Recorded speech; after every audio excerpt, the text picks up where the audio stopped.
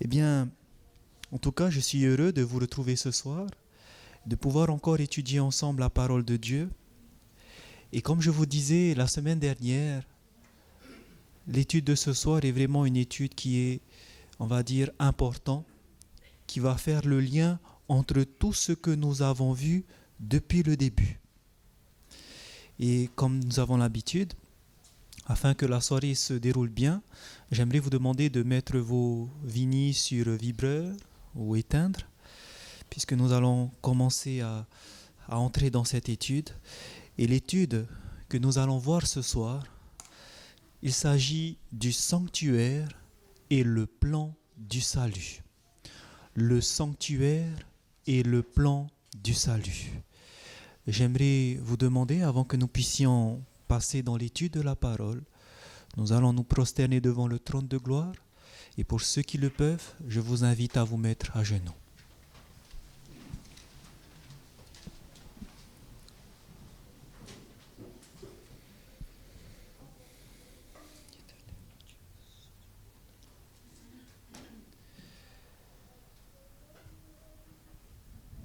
Éternel, notre Dieu, Roi des rois et Seigneur des seigneurs, nous voulons nous prosterner ce soir devant ton trône glorieux, ce trône devant lequel les anges se courbent et se voilent la face. Nous te remercions de nous accueillir, revêtus de la justice de Christ. Tu as fait de nous tes enfants. Et c'est pour ça que nous pouvons, avec assurance, nous adresser à toi. Nous aimerions te demander cette grande bénédiction, le Saint-Esprit, afin que tu puisses nous enseigner ce soir, nous aider à comprendre ta parole, afin qu'elle puisse être vivante en nous, qu'elle puisse nous transformer, qu'elle puisse opérer des miracles dans nos vies. Nous te prions de nous entourer de tes anges puissants, que tu puisses, Seigneur, toucher nos cœurs. Inspire celui qui parle, humilie-le pour que toi seul sois glorifié. Et toutes ces grâces, c'est au nom de ton Fils Jésus-Christ, notre intercesseur, que nous voulons te les demander. Amen.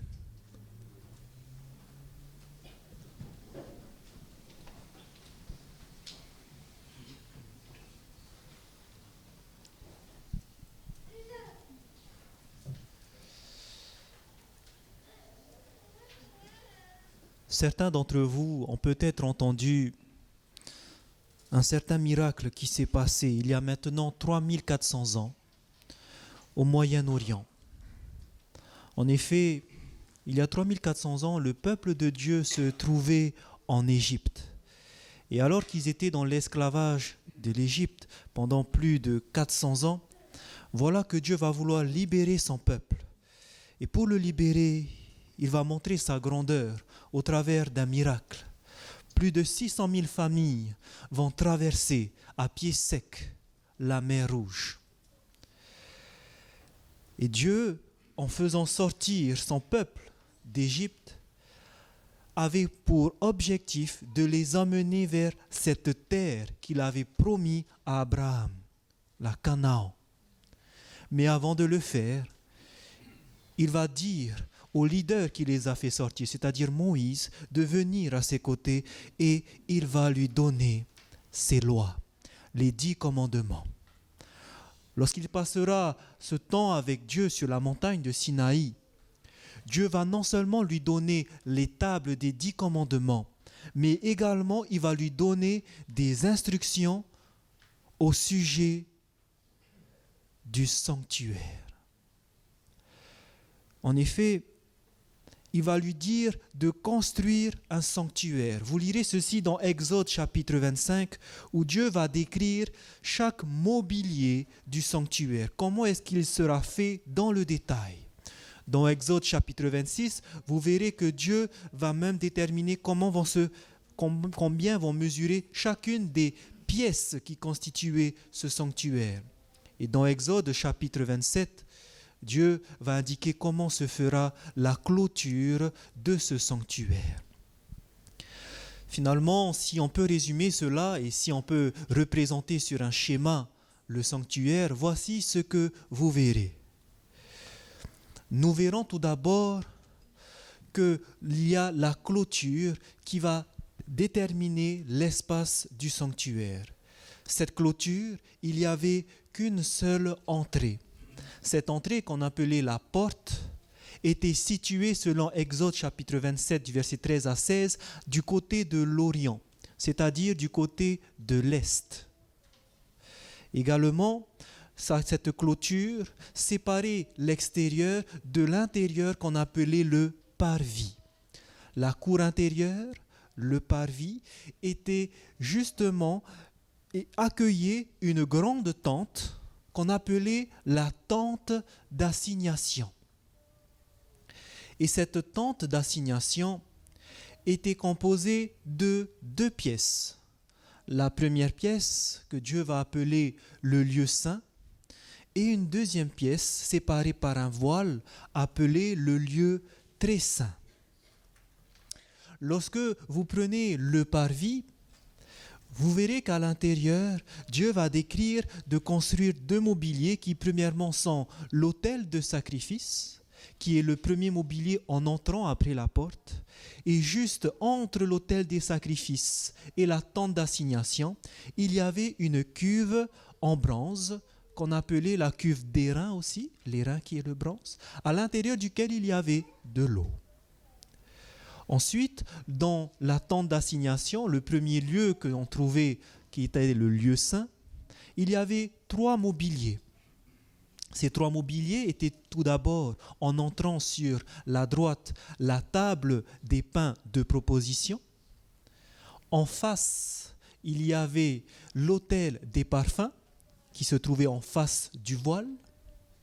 Et en face de la table de pain de proposition, il y avait un chandelier à 7 branches, appelé par les Juifs la menorah. Et donc, c'était les seuls mobiliers qui se trouvaient dans cette pièce. Derrière le voile, dans le lieu très saint, on trouvait l'arche de l'alliance, sur lequel il y avait, c'était un coffre sur lequel il y avait le couvercle qu'on appelait le propitiatoire, et sur ce couvercle étaient représentés 2 chérubins qui avaient une aile qui se touchait. Ils étaient courbés en regardant le propitiatoire. Ce sanctuaire que Dieu a dit à Moïse de faire, dans le livre du Lévitique, il donnera les instructions sur ce qui se fera à l'intérieur. En effet, vous verrez que plusieurs services vont être opérés. Principalement des services d'expiation, c'est-à-dire pour être pardonné des péchés.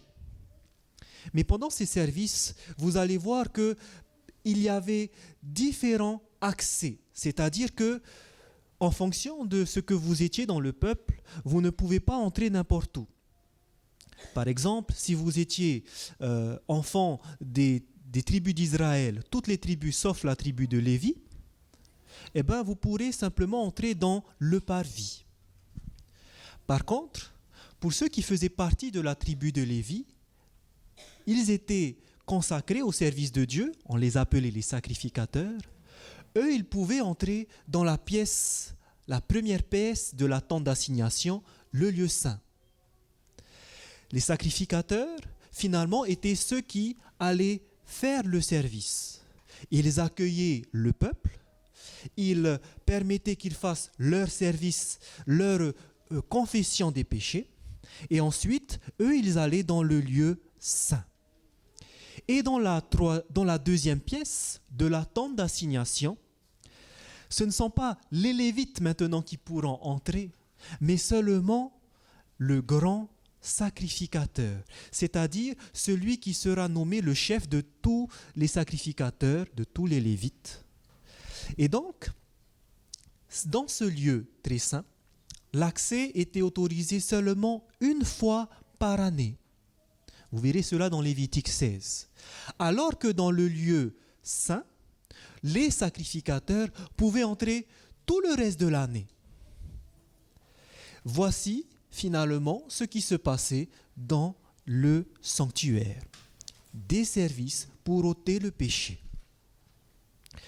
La question maintenant est celle-ci. Pourquoi, lorsque Dieu a donné ses commandements à Moïse, il lui a aussi indiqué la construction du sanctuaire? Pourquoi a-t-il précisé cette construction?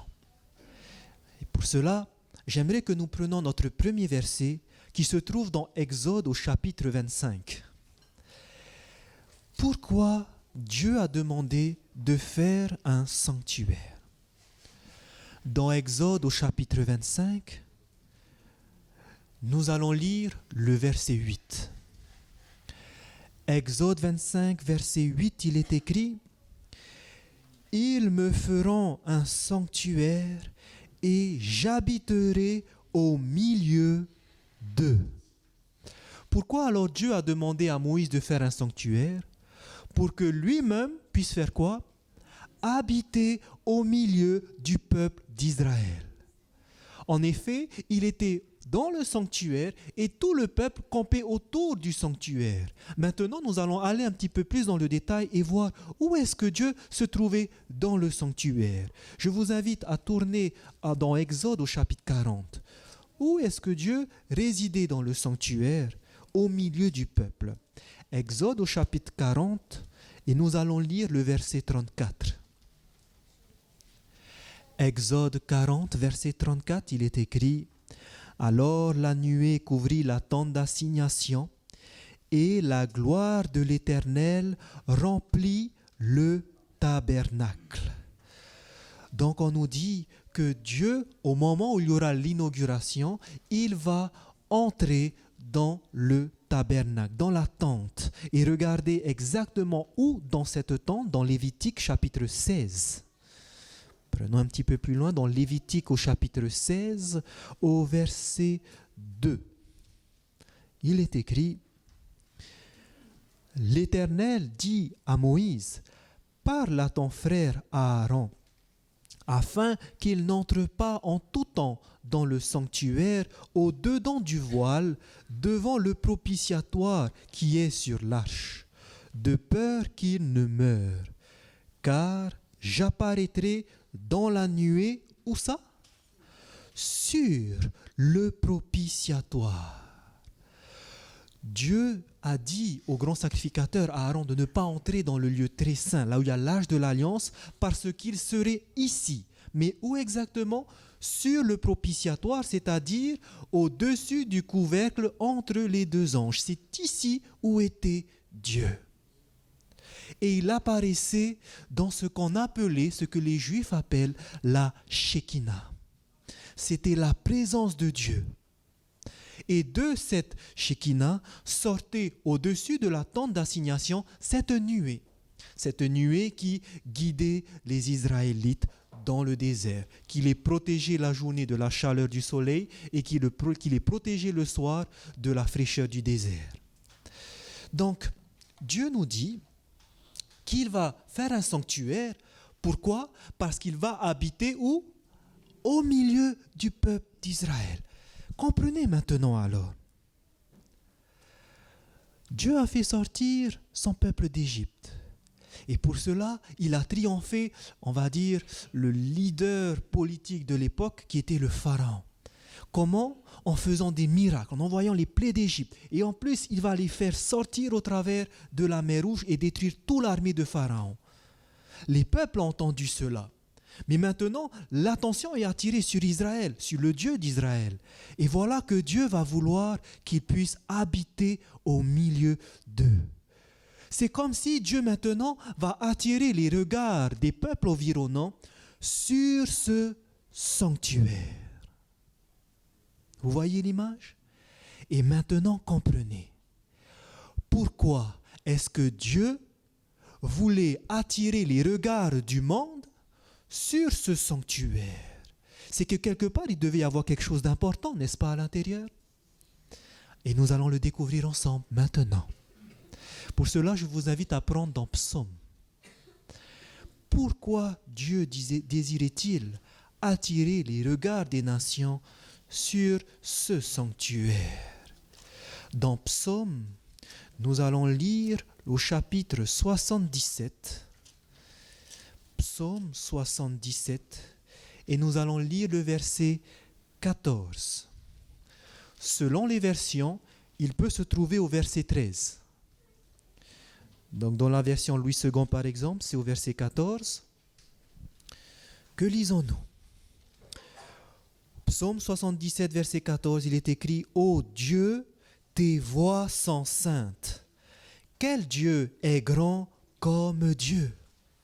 Voici ce que nous dit le verset au début. « Ô Dieu, tes voies sont saintes. » Ce qui est important à savoir à partir d'ici, c'est que comme vous le savez, la Bible n'a pas été écrite en français. Pour l'Ancien Testament, il a été écrit en hébreu. Certains livres en araméen. Mais ici, c'est de l'hébreu. Et ici, vous verrez que parfois, les traducteurs de la Bible n'ont pas forcément utilisé la traduction convenable. Et ça sera le cas ici. C'est pour cela que, selon les versions, vous pouvez avoir différentes traductions. Par exemple, quand vous allez prendre une autre version française, comme la version de Martin, voici ce que vous lirez pour le même verset.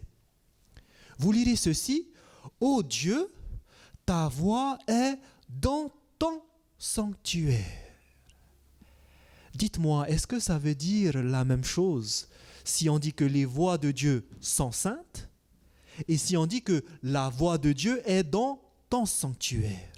C'est la même chose? Non. Dans la première version, on nous dit simplement que les voix de Dieu sont saintes. On qualifie les voix de Dieu. Mais dans la version Martin, ça va un peu plus loin. C'est que si on veut connaître la volonté de Dieu, c'est-à-dire ses voix, où est-ce qu'on regardera? Ta voix est dans ton sanctuaire. Et cette version, vous verrez, serait plus correcte. Et c'est pour ça que d'autres l'ont adoptée. Par exemple, vous verrez ceci dans la version King James, la version du roi Jacques, qui est une version très très fiable, qui dit ceci en anglais. « Thy way, O God, is in the sanctuary. » Ta voix, ô Dieu, est dans le sanctuaire. Voici donc pourquoi Dieu a voulu attirer les regards des nations sur le sanctuaire pour que les nations comprennent quoi? La voix de Dieu, la volonté de Dieu. C'est pour ça que Dieu a insisté sur le sanctuaire, qu'il voulait habiter au milieu d'eux. Et la question, c'est celle-ci. C'est quoi la voix de Dieu? Qu'est-ce qu'il voulait montrer au peuple? C'est quoi sa volonté? Et pour cela, je vous invite à prendre dans 1 Timothée, au chapitre 2. Là, vous allez comprendre pourquoi c'était important de fixer les regards sur le sanctuaire, parce qu'il y avait la volonté de Dieu, et cette volonté était quoi? Selon 1 Timothée, au chapitre 2, au verset 4, nous lisons ceci. 1 Timothée 2, verset 4, et nous allons même commencer à lire à partir du verset 3. Il est écrit: « Cela est bon et agréable devant Dieu, notre Sauveur, qui veut... » Qu'est-ce qu'il veut, Dieu, notre Sauveur? Qui veut que tous les hommes soient sauvés et parviennent à la connaissance de la vérité. Qu'est-ce que Dieu a envie par-dessus tout? Que tous les hommes soient sauvés et qu'ils connaissent la vérité. Autrement dit, à l'intérieur de ce sanctuaire, nous pourrons observer le plan que Dieu va mettre pour sauver l'humanité. Ce qu'on appelle aussi le plan du salut. Et vous allez voir qu'en effet, si nous voulons savoir que faut-il faire pour être sauvé, la réponse sera regardez dans le sanctuaire. Et je vous invite à prendre dans Deutéronome. Nous allons donc comprendre ensemble quel est le plan du salut. C'est ce que nous avons finalement étudié depuis le début. Mais vous allez voir qu'à l'intérieur, tout sera compilé. Rappelez-vous, Où se trouve Dieu? Dans le lieu très saint. Où exactement? Au-dessus du propitiatoire, le couvercle de l'arche. Savez-vous que se trouvait dans l'arche? Regardez dans Deutéronome. Deutéronome au chapitre 10. Que se trouvait dans l'arche? Une des choses que nous trouvons dans l'arche, nous lisons dans Deutéronome chapitre 10 au verset 2, ceci. J'écrirai sur ces tables les paroles qui étaient sur les premières tables que tu as brisées. Souvenez-vous, Moïse avait brisé les premières tables quand il est descendu furieux, il a vu le peuple d'Israël en train d'adorer ce veau d'or. Il les a brisées. Mais Dieu va écrire une deuxième fois sur les tables de pierre. Et regardez ce qu'il va dire maintenant à Moïse. Et tu les mettras où? Dans l'arche. À l'intérieur de l'arche de l'Alliance, il y avait les 10 commandements. Où se trouvait Dieu? Au-dessus du propitiatoire, au-dessus du couvercle. Maintenant, comprenez ce que David disait ici dans Psaume 89. Et là, vous allez voir le lien. Psaume 89, où nous allons lire au verset 14. Selon les versions, ça peut être au verset 15. Dans la mienne, c'est le verset 15. Regardez bien ceci. Psaume 89, verset 15 ou 14, selon les versions, il est écrit « La justice et l'équité », c'est-à-dire la droiture, la justice et l'équité sont la base de ton trône. Qu'est-ce qui se trouve à la base du trône de Dieu? Si on représentait Dieu sur un trône, qu'est-ce qu'il y aurait à la base? C'est-à-dire quoi? La base, c'est en dessous lui, n'est-ce pas? Si Dieu était sur un trône, qu'est-ce qu'il y aurait au-dessous lui? Il y aurait la justice et l'équité, c'est-à-dire la droiture, qui sont représentées dans quoi? Les 10 commandements. La justice et l'équité sont la base de ton trône. Dieu se trouve dans le lieu très saint. Il se trouve au-dessus de l'arche de l'Alliance, contenant les 10 commandements. Pourquoi Dieu est représenté comme ça? Pourquoi les 10 commandements en dessous? Tout simplement pour dire que la base de son trône, ces 10 commandements, la justice et l'équité ne peuvent pas être changés.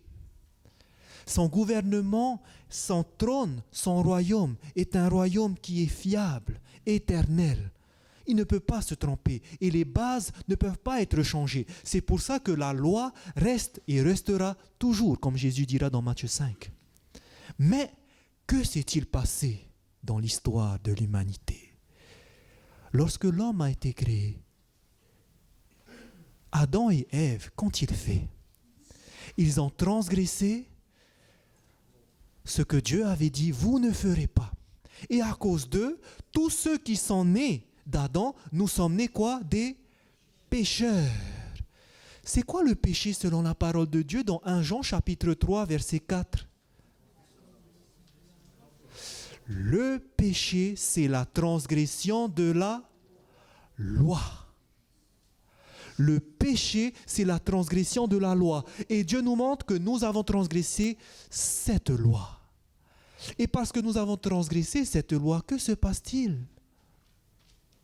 Parce que nous avons transgressé cela, dans Romains chapitre 6, verset 23, nous avons vu que le salaire du péché, c'est la mort.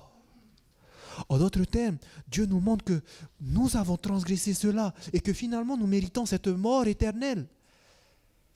Et finalement, à cause de ce péché, non seulement nous méritons la mort éternelle, mais est-ce que nous pouvons le voir, le contempler? Nous avons vu dans Ésaïe chapitre 59, verset 2, que c'est à cause de nos péchés, à cause de nos crimes, que nous sommes séparés de qui? De Dieu. Nous ne le voyons plus, nous ne sommes plus en communion avec lui à cause du péché. Et c'est pour ça que Dieu qui est dans le lieu très saint, il est séparé du monde au travers de cette clôture. On ne peut pas voir Dieu. Nous sommes à l'extérieur. Nous ne pouvons le voir parce que nous sommes pécheurs. Nous avons transgressé la base de son gouvernement, ses 10 commandements. Et nous avons vu que le péché, c'est ça. Quand on a ces pensées adultères, quand on a ces colères en nous, on transgresse la loi de Dieu. Et donc, nous sommes séparés de Dieu. Mais voici maintenant la bonne nouvelle. Dieu nous apprend que nous sommes pécheurs, que nous sommes séparés de lui, que nous sommes voués à la mort éternelle. Mais qu'est-ce que veut Dieu selon 1 Timothée 2,4 ? Il veut que tu sois sauvé. Alors comment est-ce qu'il va faire pour sauver l'homme ? Eh bien, il va vouloir maintenant que l'homme revienne à lui. Et c'est pour ça que nous qui sommes séparés de Dieu, on ne peut plus revenir à Dieu, mais il y a un seul moyen pour pouvoir entrer au contact de Dieu. Pour aller vers Dieu dans le lieu très saint, comme vous l'avez vu, il n'y a qu'une seule entrée. Où se trouvait cette entrée ? À l'est. C'était quoi ? C'était la porte. Et de même qu'il y a une seule entrée, qu'est-il écrit dans Jean chapitre 14 ? De même qu'il y a une seule entrée et que finalement nous sommes séparés du Dieu, on ne peut pas aller vers Dieu, mais qu'il y a un seul chemin, une seule entrée. Jésus dira dans Jean au chapitre 14 au verset 6 ceci : Je suis le chemin, la vérité et la vie. Nul ne peut venir au Père que par moi. Personne ne peut aller vers Dieu qui se trouve dans le lieu très saint qu'en entrant par la seule entrée qui est Jésus-Christ, la porte. C'est pour ça qu'il dira aussi dans Jean chapitre 10 verset 7 : Je suis la porte des brebis. Le seul moyen pour revenir à Dieu, ce n'est pas par des pasteurs, par des prêtres, par une religion, par une église. Ce n'est seulement qu'au travers de Jésus-Christ. Le seul moyen que Dieu a mis en place pour nous réconcilier avec lui. La seule entrée pour pouvoir rencontrer Dieu, renouer cette relation. Et c'est pour cela que quand Dieu a dit de faire le sanctuaire, quand il a précisé de mettre la porte pas à l'ouest, pas au nord, pas au sud, mais à l'est. Pourquoi vers l'est ? L'est, c'est tout simplement la direction du soleil levant. Quand le soleil se lève, il se lève à l'est. Or, de même que c'était au soleil levant que le soleil se lève, c'était cette direction que les païens adoraient leur Dieu soleil. Quand ils le voyaient naître le matin, ils se tournaient vers le soleil et ils le louaient devant le soleil levant. C'était vers cette direction que le monde adorait. Et pourquoi alors Dieu, lui, a fait la porte à l'est ? Tout simplement, si vous allez vers le sanctuaire et que vous allez vers la porte qui se trouve du côté est, finalement, derrière vous, il y aura le soleil qui se lève, n'est-ce pas ? La porte se trouve à la direction est. Vous entrez, donc vous vous tournez vers la porte. Vous avez le dos finalement au soleil levant. Et c'est ce que Jésus et Dieu voulaient nous apprendre. Que lorsqu'on va vers Jésus, quand on veut aller vers Dieu, il faudra choisir. Ou de servir le Dieu de ce monde, le Dieu des païens, ou d'aller vers Dieu, parce que Jésus dira, nul ne peut servir deux maîtres à la fois. Sachez, frères et sœurs, que si vous voulez aller vers Dieu, il ne faut pas aller à moitié. Vous ne pourrez pas. Et c'est de se donner entièrement à Dieu, c'est ça qu'il veut. Parce que quand il a donné Jésus, il n'a pas donné pour un petit moment. Il a sacrifié son fils. Et quand il l'a fait, quand il a permis que son fils prenne un corps humain, ce n'est pas aussi pour 30 ans, 33 ans de sa vie. Mais quand il reviendra, il aura ce corps glorifié. mais c'est pour l'éternité qu'il a donné son Fils. Et de même que Dieu a donné pour l'éternité, qui nous a rachetés de cette mort éternelle, de même, il veut que quand nous nous donnons à lui, ce n'est pas à moitié, mais c'est entièrement. Et alors, puisque c'est le seul moyen pour venir à Dieu, cette personne qui rencontre Jésus-Christ, qu'est-ce qu'il va voir? En entrant par ce seul chemin, il va rencontrer à l'intérieur du parvis le premier mobilier. Quel était le premier mobilier, rappelez-vous? L'autel des sacrifices. Que faisait-on dessus? C'était sur cet autel qu'étaient brûlés les sacrifices qui étaient offerts pour l'expiation. Quand quelqu'un péchait, il allait chercher un animal, un agneau, peu importe. Et quand il prenait l'animal, il devait poser les mains dessus, il devait confesser ses péchés et ensuite il devait l'égorger.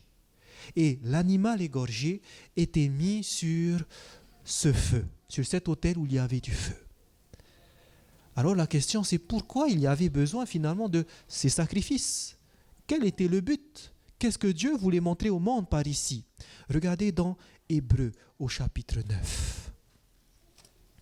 Hébreux au chapitre 9, nous lisons au verset 22.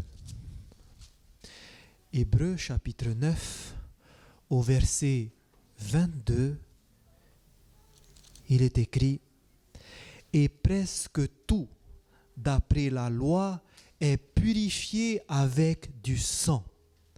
Et sans effusion de sang, il n'y a pas de pardon. » Autrement dit, si on voulait être pardonné, parce que tous nous sommes pécheurs, n'est-ce pas?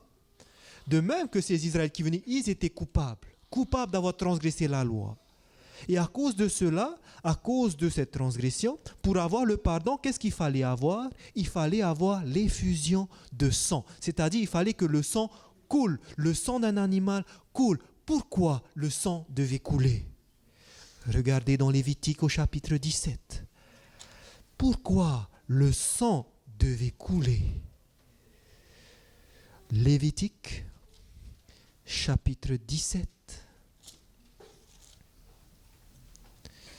Et nous allons lire le verset 11. Lévitique 17, verset 11, il est écrit « Car l'âme de la chair est dans le sang. Je vous l'ai donné sur l'autel afin qu'il servît d'expiation pour vos âmes, car c'est par l'âme que le sang fait l'expiation. » Ça veut dire quoi? Qu'en fait, le sang qui coulait représentait l'âme de l'animal. Et que finalement, il fallait qu'il y ait quelqu'un qui meure. Il fallait qu'une âme soit donnée en échange du pécheur. Vous comprenez pourquoi alors il fallait que le pécheur vienne chercher l'animal et qu'en posant les mains dessus, qu'est-ce qui se passait finalement? C'était comme s'il était en train de transférer le péché du pécheur vers l'animal. Mais l'animal, est-ce qu'il était coupable? Est-ce qu'il a fait quelque chose, cet agneau? Il n'a rien fait. Et pourtant, voilà qu'en faisant ceci, par la foi, le péché était transféré vers l'animal. Et que l'animal, maintenant qui était pécheur, qu'est-ce qu'il devait faire selon la parole de Dieu? Le salaire du péché, c'est la mort. Il devait mourir pour qu'on soit pardonné. Il fallait que maintenant c'est lui qui meure. Ce n'est plus moi, mais maintenant c'est un animal. Et c'est pour cela que lui, étant le transgresseur, c'est lui qui va payer. Et c'est pour ça qu'il devait mourir pour les péchés du transgresseur. Et la question, c'est que représenter cela? Pourquoi Dieu voulait que le monde regarde à ce sanctuaire? C'est pour qu'il puisse comprendre qu'un jour viendra quelqu'un qui va prendre les péchés du monde, qui sera fait péché pour nous et qui va mourir pour nous. Cette personne, Jean-Baptiste l'avait identifié dans Jean 1, 29 quand il dira « Voici l'agneau de Dieu qui ôte le péché du monde. » Cet autel des sacrifices sur lequel on mettait le corps de l'animal mort symbolisait tout simplement ce sacrifice magnifique qu'allait faire le Fils de Dieu. Ce que Dieu voulait nous apprendre ici, c'est qu'à cause de mon état, il n'a pas hésité un seul moment à envoyer celui qui était le plus cher, son propre Fils, mourir à ma place. Il a été fait littéralement péché pour nous. Il était le transgresseur. Et parce qu'il était le transgresseur, il devait mourir. Et c'est ce qu'il a fait à ma place et à votre place. La personne qui a accompli cela va passer par ce qu'on appelle, ce que nous avons vu, la repentance, n'est-ce pas? Il comprend l'horreur du péché que Dieu a. Et maintenant, il veut s'en détourner. Il ne veut plus recommencer. Et c'est pour ça que le Saint-Esprit va agir en lui et cela va faire naître une nouvelle personne. Il va passer par l'étape qu'on appelle la conversion. Mais il va aller plus loin. C'est ce que nous avons vu. La personne qui a fait cette expérience de la repentance et de la conversion, il va vouloir se purifier, n'est-ce pas? Il va vouloir montrer qu'il est maintenant né de nouveau. Et c'est pour cela qu'après l'autel des sacrifices se trouve un autre mobilier qui était la cuve d'airain et qui contenait l'eau. Parce que cette eau symbolisait quoi? L'eau du baptême. Parce que la personne qui a fait cette double expérience de la repentance et conversion, nous avons vu qu'ensuite, elle va vouloir se donner à Christ publiquement au travers du baptême. Et remarquez d'ailleurs ce que dira Dieu au sujet de cette eau dans Exode chapitre 30. La cuve est placée juste après pour nous montrer que le baptême vient après la repentance et la conversion, pas avant. Il faut d'abord avoir rencontré Jésus-Christ pour être baptisé. Dans Exode chapitre 30 au verset 20, regardez l'instruction que Dieu va donner aux sacrificateurs avant qu'ils n'entrent dans la tente d'assignation. Il est écrit, Exode 30, verset 20, « Lorsqu'ils entreront dans la tente d'assignation, ils se laveront avec cette eau afin qu'ils ne meurent point. Et aussi lorsqu'ils s'approcheront de l'autel pour faire des services. » Donc, avant qu'ils puissent entrer dans la tente d'assignation, ils devaient se laver les mains, sinon qu'est-ce qu'ils vont faire? Ils vont mourir. Il fallait passer par ces eaux, sinon ils allaient mourir. De même que Jésus avait dit, celui qui croira dans Marc 16, verset 16, et qui sera baptisé sera sauvé. Mais celui qui ne croira pas et qui ne se fera pas baptiser ne sera pas sauvé. Il faut passer par ces eaux. C'est une des étapes pour avoir cette vie éternelle. Et maintenant que la personne a rencontré Jésus-Christ, qu'elle a été touchée par son sacrifice et qu'elle veut maintenant être publiquement reconnue comme enfant de Dieu, que va-t-il se passer? Est-ce que ça s'arrête là, le plan du salut? Nous avons vu que quelque chose va se passer après, n'est-ce pas?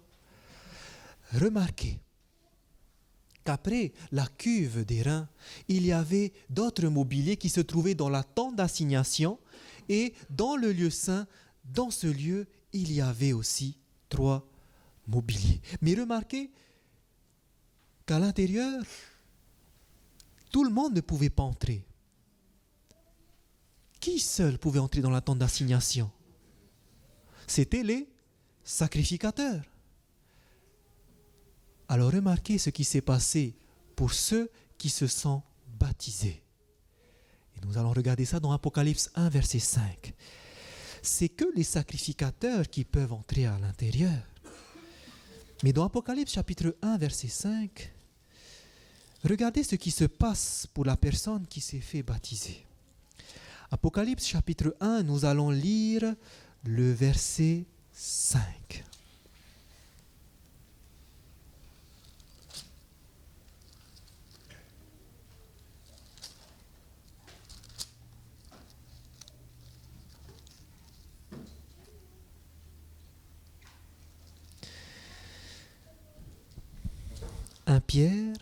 Apocalypse, chapitre 1, versets 5 et 6. Voici ce qui est écrit. et de la part de Jésus-Christ, le témoin fidèle, le premier-né des morts et le prince des rois de la terre, à celui qui nous aime, qui nous a lavés de nos péchés par son sang et qui a fait de nous quoi finalement? Quand il nous a lavés par son sang, il a fait de nous un royaume, mais aussi des sacrificateurs pour Dieu son Père. Quand nous avons accepté Jésus-Christ, il nous a lavés par son sang. Il nous a appelés, comme Pierre le dit, des ténèbres à son admirable lumière, pour faire de nous un royaume des sacrificateurs pour Dieu. Donc finalement, après être baptisé, où est-ce que je vais entrer? Dans la tente d'assignation, dans ce même lieu où les sacrificateurs passaient finalement toute leur vie. Toute leur vie, toute l'année, ils étaient à l'intérieur. Pour faire quoi? Chaque jour, la Bible nous dit qu'ils devaient manger du pain qui se trouvait sur la table des pains de proposition.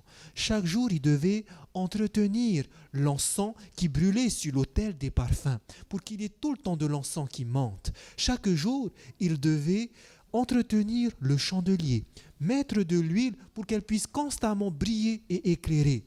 Tous les jours, un sacrificateur, il faisait ces trois choses. Maintenant, nous qui avons été faits sacrificateurs, qu'est-ce que Dieu va nous demander?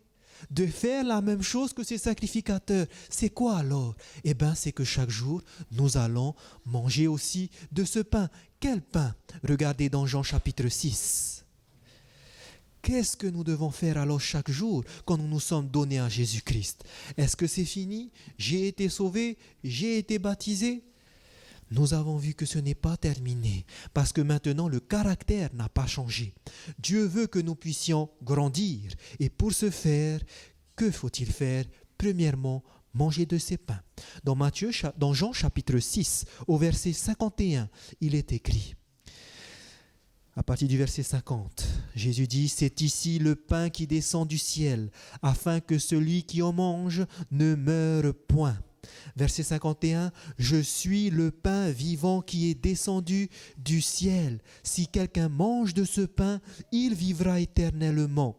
Et le pain que je donnerai, c'est ma chair que je donnerai pour la vie du monde. » Jésus dit qu'il faut manger ce pain, c'est le pain de vie, le pain qui est Jésus-Christ, mais ce n'est pas sa chair dont il parle. Regardez au verset 63, il va préciser de quoi il parlait en disant qu'il est le pain vivant. Verset 63, c'est l'esprit qui vivifie. La chair ne sert de rien, mais les paroles que je vous ai dites sont esprit et vie. Ce qui nous donne la vie, ce n'est pas de manger littéralement le corps de Jésus-Christ, mais c'est de manger ses paroles. C'est elles qui vont nous vivifier et fortifier notre foi. Que devons-nous faire alors chaque jour? Nous qui nous tiendrons devant la présence de Dieu comme les sacrificateurs, nous devrions manger la parole de Dieu tous les jours. Et nous avons vu que c'est un moyen que Dieu a mis pour pouvoir grandir. Parce que plus on contemple la parole, plus nous contemplons la bonté de Dieu, plus nous contemplons Jésus-Christ, plus nous sommes transformés en la même image. C'est comme ça que notre caractère pourra changer.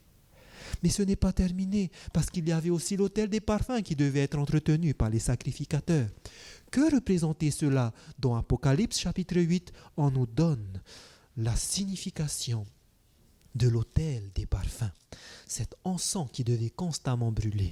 Dans Apocalypse au chapitre 8, nous allons lire le verset 3. Et il est écrit: « Et un autre ange vint. Il se tint sur l'autel, ayant un encensoir d'or, on lui donna beaucoup de parfums, afin qu'il les offrît. » Remarquez que c'est un ange qui se trouve sur l'autel. On ne précise pas lequel, parce qu'il y a deux autels, autel des sacrifices, autel des parfums, mais on vous précise qu'il avait un encensoir d'or et on lui donna beaucoup de parfums. Sur quel autel il était alors? L'autel des parfums. Et regardez la suite, afin qu'il les offrit avec les prières de tous les saints sur l'autel d'or qui est devant le trône. En d'autres mots, l'encens qui brûlait, qu'il fallait que chaque jour les sacrificateurs veillent à ce que ce soit brûlé, ça représente les prières des saints. C'est notre vie de prière. Et nous avons vu que pour grandir, Dieu va permettre quoi? Premièrement, des épreuves. Deuxièmement, des tentations, afin que nous puissions les vaincre et que notre caractère soit purifié. Mais pour avoir la victoire sur ces tentations et ces épreuves, que faut-il faire? La même chose que Jésus a fait. Avoir une vie de prière pour demander la force qui vient d'en haut, le Saint-Esprit. Cela est important. Avoir une vie de prière tous les jours. Et ensuite, il y avait ce dernier mobilier qui était le chandelier. Le candélabre ou la menorah qui était un chandelier à 7 branches. Que représente ce chandelier à 7 branches? Une branche centrale, on avait dit de faire, c'est Dieu à Moïse, et 3 branches de chaque côté, 7 au total. Que représentait ce chandelier? Nous avons vu la semaine dernière, dans Jean chapitre 8, verset 12, où Jésus a dit « Je suis la lumière du monde ». Vous vous souvenez? Mais il a dit aussi à ses disciples dans Matthieu chapitre 5, verset 14, que vous êtes la lumière du monde. Jésus est la lumière du monde et nous sommes la lumière du monde. Et il va dire maintenant que votre lumière luise ainsi devant les hommes au verset 16, afin qu'ils voient vos bonnes œuvres et qu'ils glorifient votre Père qui est dans les cieux. Qu'est-ce qu'il doit voir le monde? Il doit voir notre caractère, notre témoignage. Ce chandelier représente premièrement Jésus-Christ qui est le centre. Jésus a dit « Je suis le cep », Jean 15, verset 5. Vous êtes seulement les branches qui partent aux côtés. Je suis la lumière du monde, a dit Jésus. Vous êtes la lumière du monde. Et de même que Jésus a brillé, nous aussi nous devons briller devant le monde au travers de notre témoignage. Et cela, de même que les sacrificateurs devaient conserver cette lumière allumée, de même nous aussi, en tant qu'enfants de Dieu, nous devons chaque jour témoigner de son amour. Autrement dit, dans le lieu saint, dans la tente d'assignation, Dieu montre comment est-ce qu'il va faire pour sanctifier tous ces nouveau-nés. Ce chrétien, après avoir rencontré Jésus-Christ à l'autel des sacrifices, après avoir été baptisé, ce n'est pas terminé. Il va vouloir qu'il grandisse. Et de même que les sacrificateurs vivaient constamment dans le lieu saint, devant la présence de Dieu, ce lieu représente notre vie devant la présence de Dieu. Et chaque jour, nous devrions nous nourrir de la parole de Dieu. Chaque jour, nous devrions avoir une vie de prière. Et chaque jour, nous devrions vivre cette parole et témoigner. Voici ce que représente ce sanctuaire. Nous ne pouvons pas entrer dans le lieu très saint, n'est-ce pas? Et c'est pour ça que notre vie se situe ici. Et nous devons grandir dans le lieu très saint. Nous ne pourrons pas entrer dans le lieu saint, on grandit, mais nous ne pouvons pas entrer dans le lieu très saint. On verra cela la prochaine fois. Mais simplement, retenez ceci, que Dieu a voulu attirer les regards des nations vers ce sanctuaire. Il y a 3600 ans, pendant le pèlerinage du peuple d'Israël, pendant ces 40 ans, quand ils vont aller s'installer en Canaan, au travers du temple qu'ils vont faire, ils vont garder les mêmes mobiliers parce que Dieu voulait fixer les regards du monde et leur montrer comment est-ce qu'il allait faire pour sauver l'humanité. C'est pour cela que le sanctuaire était important aux yeux de Dieu. Il voulait montrer comment est-ce qu'il va sauver l'homme. Le plan du salut. Mais également, vous allez voir qu'à l'intérieur de ce sanctuaire, la base, tout ce plan n'aurait pas pu être fait si quelqu'un n'était pas venu, n'est-ce pas? C'est pour cela que chaque mobilier, Jésus va vouloir, quand il a fait son ministère pendant ces 3 ans et demi, il va vouloir attirer les yeux du peuple de Dieu qui l'ont rejeté malheureusement. Pour certains, il voulait attirer les regards sur ce sanctuaire. Et il leur a répété, je suis l'agneau de Dieu. Il est l'agneau de Dieu, en pointant l'autel des sacrifices. Il voulait les rappeler, c'est ce qu'il a dit à la Samaritaine, je suis l'eau vive, dans Jean 4, verset 10. L'eau qui donne la vie. Dans Jean chapitre 6, verset 35, Jésus voulait pointer à son peuple qu'il était le pain vivant descendu du ciel. Jésus voulait constamment attirer les regards vers ce sanctuaire parce qu'il disait dans Jean 16, 26 qu'il va prier pour ses disciples, il sera leur intercesseur. Jésus voulait attirer les regards sur ce sanctuaire quand il disait « Je suis la lumière du monde ». Jésus voulait pointer les regards de son peuple sur l'âge de l'Alliance quand il a dit qu'il n'est pas venu pour abolir la loi, mais pour accomplir et vivre cette loi sans la transgresser, sans péché. Autrement dit, Jésus voulait centrer les regards de tous ceux qui étaient autour de lui sur le sanctuaire. Regardez au sanctuaire. Les Juifs comprenaient, ils savaient où est-ce qu'ils étaient posés. Pourquoi Jésus voulait faire cela? Pourquoi pendant son ministère, il a pointé vers le sanctuaire? Parce qu'il savait qu'à la fin de son ministère, qu'allait-il se passer? Il allait être mis sur une croix. Et lorsque vous prenez cette croix et que vous la mettez à la porte qui est Jésus, le soleil levant qui allait éclairer cette croix, regardez la projection de l'ombre sur le sanctuaire quand vous mettez la croix à la porte. Jésus voulait les faire comprendre qu'un jour, il va être cloué au pied. Qu'un jour, son côté va être percé à la croix. Qu'un jour, ses mains, au travers du chandelier, des tables, des pains de proposition, ils seront cloués, ses mains.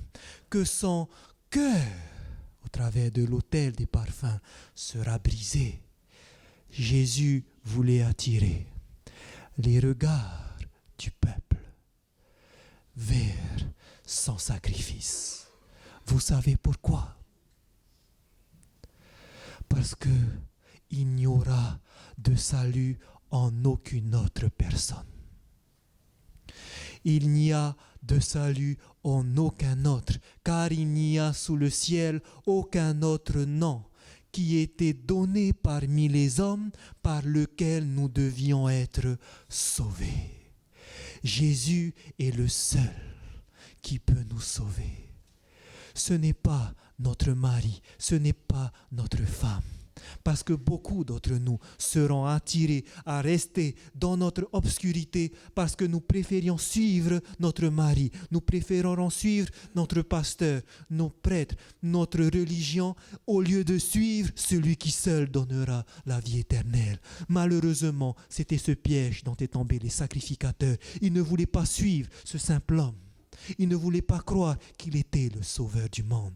Et de même, malheureusement aujourd'hui, beaucoup préféreront suivre les traditions des hommes, comme les pharisiens, que de suivre le seul qui peut donner la vie éternelle. C'est pour cela, frères et sœurs, chers auditeurs, vous qui êtes là, je vous invite, et Dieu par-dessus tout vous invite, à ne pas regarder aux hommes, à ne pas regarder aux responsables religieux, parce que ce n'est pas eux qui vont vous donner la vie éternelle, mais c'est Jésus-Christ seul. Et c'est pour cela, aujourd'hui, vous avez encore ce choix, ou de suivre cette vie, ou de continuer à suivre des choses qui ne vont pas vous sauver. Dieu nous dit, j'ai mis devant toi la vie et la mort, la bénédiction et la malédiction. Dieu ne nous force pas, mais il vous conseille, choisis la vie, afin que tu vives toi et ta postérité. Que voulez-vous choisir ce soir? Voulez-vous choisir de suivre Jésus-Christ? Moi, j'ai choisi de suivre Jésus, peu importe ce que les autres diront. Et je vous souhaite la même chose. Que le Seigneur vous bénisse. Amen.